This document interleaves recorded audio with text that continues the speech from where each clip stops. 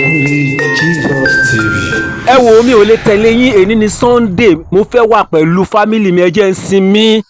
Daddy no it is emergency ẹ jọ̀ọ́ ẹ má sinmi ẹ jọ̀ọ́ ẹ tẹ̀lé wa. Ẹ wo àwọn ọmọ wọ̀nyí ṣe ni wọ́n wú Agbala Gabriel o débò dé ọ̀dọ̀ ìyá wọn nílé ìwòsàn. Ohun tó ṣẹlẹ̀ níbẹ̀ ẹ wò tẹ́ bá gbọ́ ó máa yà yín lẹ́nu. Ẹ jẹ́ fídíò sílẹ̀ fún yín kẹ́ wá lọ ẹ bá mi ṣe ẹ jẹ́ kó lọ viral gan. Wọ́n jẹ́ ká Agbala Gabriel sinmi o.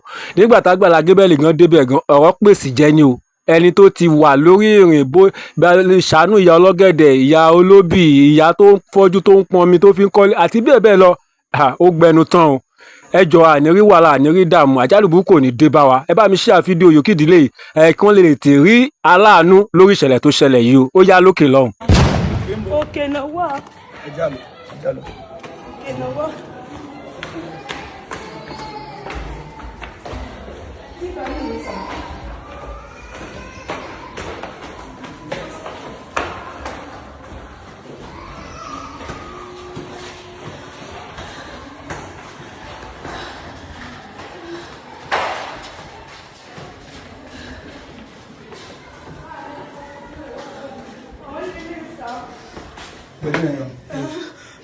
Ẹ sọ jẹ báyìí. Ẹ sọ báyìí. Ẹ pẹ̀lẹ́. Ó lọ́rọ́. Ẹ sọ sí báyìí. Ẹ pẹ̀lẹ́. Sọ báyìí. Ẹ pẹ̀lẹ́. Kí ló ṣẹlẹ̀?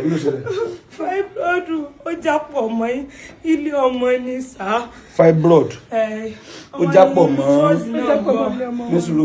Ṣé báwo ni wọ́n ṣe jẹ́? Má gbé méjì. Adúsọ mẹ́. Ṣé fibroid ṣe? Fibroid ó jápọ̀ mọ́ ilé ọmọ. Fibroid wọn. Ó jápọ̀ mọ́ ilé ọmọ. Ó jápọ̀ mọ́ ilé ọmọ wọn. Ó wá ń bleed láti last year. Okay, fibroid jápọ̀ mọ́ ilé ọmọ. Kò yé mi. Wọ́n ní fibroid tẹ́lẹ̀. Ó wá jápapọ̀ mọ́ ilé ọmọ. Ó wá jápapọ̀ mọ́ ilé ọmọ. So now wọ́n máa ṣe operation. Wọ́n máa ní wọ́n máa ṣe operation fún wọn. Wọ́n fẹ́ ṣe operation fún wọn. Ó ti já sójú ara wọn. Ó ti já sójú ara wọn. Bẹ́ẹ̀ni sá. Operation mélòó ni wọ́n máa ṣe? Méjì ló máa ṣe. Wọ́n máa kárí operation méjì. Wọ́n máa kọ́ gbé tó wà lójú ara. Wọ́n máa ṣe wá gbé ọmọ kúrò. Kí ló wà lójú ara? Fibroid náà ni. Fibroid ló wà lójú ara. Wọ́n á gbé kúrò. Wọ́n á gbé kúrò bẹ́ẹ̀. Wọ́n wá ṣe gbé tilé ọmọ. Wọ́n á ṣe wá tún yọ ilé ọmọ. Wọ́n ṣe wá gbé tilé ọmọ. Wọ́n ti mú náà bí lọ. Now ẹ bá ń tanná. Now àánú ọmọ ìṣe mi ó kéde church láti jẹta ni. Ó wá ń pariwo níta church pé ká jọ mo ń bọ̀ ó pariwo níta church pé mọ́mí àwọn wà lọ́sípítù ọmọ yìí mi ò rà ẹjọ́ Dádì Àgbàlá ẹjọ́ ó dábò mọ́ mẹ́rin wà ó náà wà ní Olódó bá a ṣe wá ti program kẹta days mo níyà hospital yẹn dà ó yá máa pò abádébẹ̀ ó wá náà wà lókè màmá àwọn rèé fibroid ni wọ́n ní ó tún wá jápọ̀ mọ́lé ọmọ wọ́n ti gbé fibroid jáde báyìí ó wá kú kán gbélé ọmọ jáde Ọlọ́run ṣe wọ́n ti bímọ wọ́n lè kú gbogbo ẹ̀yin tẹ́ ń wò ẹ máa kọ́kọ́ pray fún ọ pé you will not die ẹ máa ní ṣé màmá ṣé ẹ̀yin lẹ bí àǹtí àkọ́bí yín lélẹ̀ nǹkan ẹlẹ́ẹ̀kejì rèé ṣọ́ọ̀ṣì tán ó kẹ ẹyọkan yẹn dà ó wà ń bo ó wà wọ́n jù ta now kí la fẹ́ ṣe èlò wọn ni ẹ bá ń tan náà èlò náà ni ẹ mú wa. Owó operation 650. Owó operation 650. Wọ́n gbẹ̀jẹ̀ mẹ́rin 200 ó jẹ́ 850,000. Wọ́n wá ní owó treatment 170. Owó treatment 170 fọ́ọ̀mù gbogbo ẹ̀ wá jẹ́ lò. Operation 650,000 ẹ̀jẹ̀ mẹ́rin 200,000. Tí wọ́n ní wọ́n máa gba oògùn. Wọ́n ní máa gba oògùn 80,000. Gbogbo ẹ̀ 170,000. Gbogbo ẹ̀ wá jẹ́ lò gbogbo ẹ̀ jẹ́ lò. 1 million ká sọ pé wọ́n ní 1.2 million àbí 1.3 million ẹ̀ ní ṣòfò gbogbo ẹni wo ẹ̀ ní dàm mo ń bọ̀ ṣe ẹ lákàntì mi ò gbà láìsàn wọn ṣùgbọ́n àánú ọmọ iṣẹ́ mi mo ní wọ́n rèé bó o lẹ́ẹ̀ṣẹ̀ bá ń ṣe tí wọ́n dìde náà ẹ̀tàn lójú mi ẹ̀dá kan bó o lẹ́ẹ̀ṣẹ̀ ẹ bá ń ṣíà mo fi Jésù bẹ̀yẹ ìwọ lè má ní mọ́ọ̀tì lọ́wọ́ bẹ̀ tó o bá ṣíà olóore kan lórí bó o lóbìnrin yóò ṣe ní kú fibroid náà ní ó dẹ̀ ti jápọ̀ mọ́lé ọmọ wọ́n dẹ̀ gbọ́dọ̀ gbé méjèèjì jáde ẹ ní ṣòfò ẹ ní kú mo fi ẹlẹ́dàá tó dá yín bẹ̀yìn ẹ máa ju nǹkan kan sọ́dọ̀ wọn 1.3 ni wọ́n dàbí 1.2 Ọlọ́run ó ṣe yóò ṣe ntẹ́mi náà bá ní màá fi kún ẹ jọ̀ọ́ ó yẹ ká lọ ọdún bí kan lọ hospital báyìí a lè lọ ọmọ yìí ní mọ́mí òun ó ti wà ní critical condition ẹ̀jẹ̀ ni wọ́n ń gbà lọ́wọ́ yìí a fẹ́ gbé ẹ̀jẹ̀ yìí òun náà ń gbà lọ́wọ́lọ́wọ́ yìí òun ni òun náà ń gbà lọ́wọ́ mọ́jú gbẹ́jẹ̀ lẹ́lẹ̀ ẹ jọ̀ọ́ torí Ọlọ́run ẹ bá ń dìde ẹ jọ̀ọ́ kí làkáǹtì yín UBA lẹ́ ń lò UBA ó yá máa pa káǹtì yín máa pè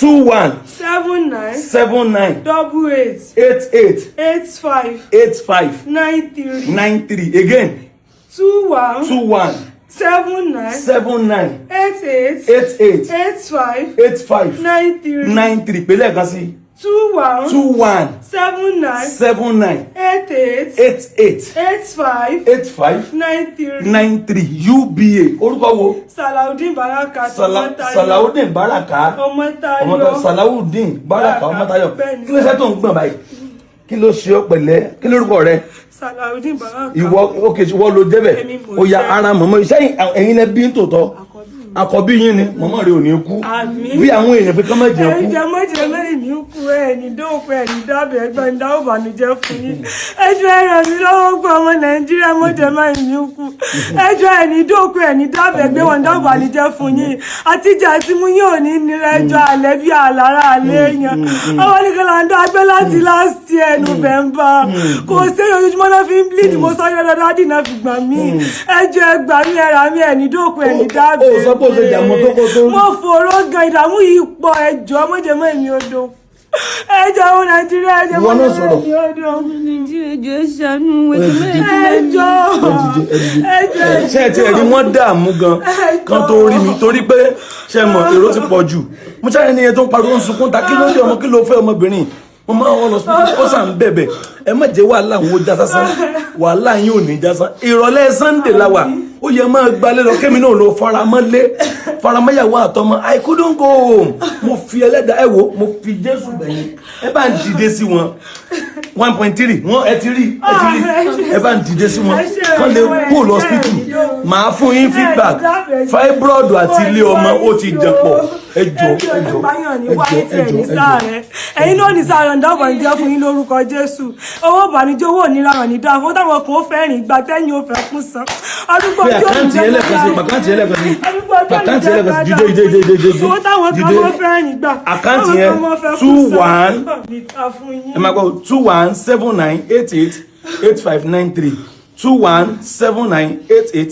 2179888593 UBA Salaudeen Baraka Ọmọ́táyọ̀ ẹ ní fi irú ẹgbà ẹ ṣíà ẹ má bá ràn wọ́n lọ́wọ́ ẹjọ́.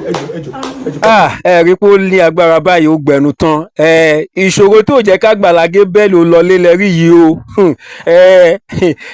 ìyẹ̀pẹ̀ tó dàpọ̀ mọ́ gàrí tó dàpọ̀ mọ́ èlùbọ́ tí ò ṣe yọ sọ́tọ̀ọ̀tọ̀ owó ní ọ̀rọ̀ ilé ayé yìí pẹ̀lú ìṣòro kọ́lọ́ má yẹ kí ìṣòro bá wa àní rí ṣòro gbogbo aládìjọ wo fídíò ìparata ẹ jọ̀ọ́ ẹ bá wa ṣíà ẹ kí olùrànlọ́wọ́ lè tètè dìde fún wọn kí wọ́n lè tètè rí owó láti dóòlà ẹ̀mí ìyá yìí o bẹ ṣe ń ṣíà lórúkọ Jésù Kristi aláàánú olóore olùrànlọ́wọ́ Ọlọ́run á ṣíà kàn wá nínú ọ̀sẹ̀ tuntun tá a wà yìí o ẹ ṣeun ẹ bá wa ṣíà kẹ́ comment kẹ́ like bákan náà láìpẹ́ a ó padà wà lálàáfíà.